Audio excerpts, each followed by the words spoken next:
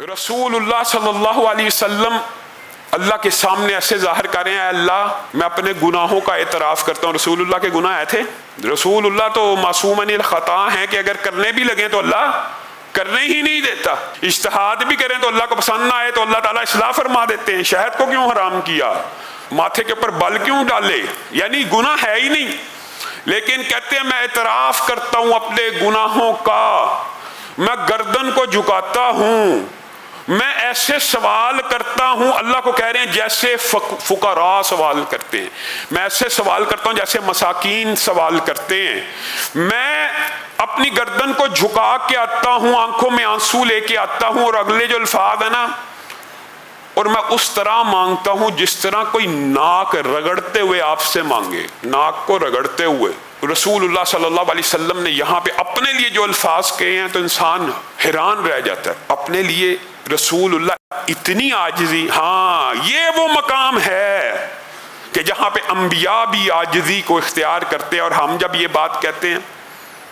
کہ ربی انی لما نزلت الی من خیر فقیر، موسیٰ جیسا جلیل القدر پیغمبر اللہ کی بارگاہ میں فقیر بن کے آتا ہے اور خود کو کہتا ہے، اور رسول اللہ نے جو الفاظ کہے ہیں وہ آج اردو محاورے میں اگر ہم کہیں تو شاید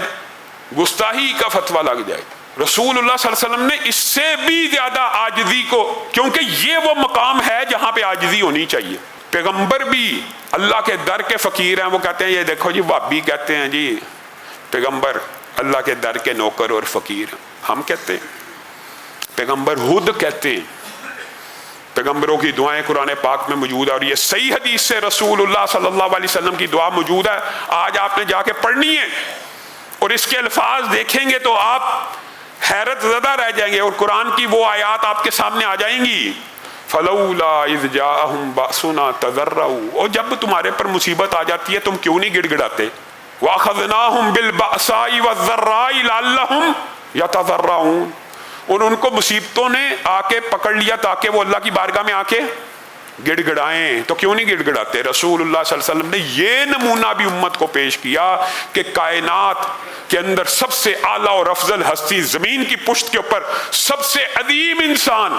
اللہ کی بارگاہ میں آ کے اپنے آپ کو کبھی فقیر کہہ رہا ہے، کبھی مسکین کہہ رہا ہے، کبھی مصیبت زدہ، کبھی آفت زدہ،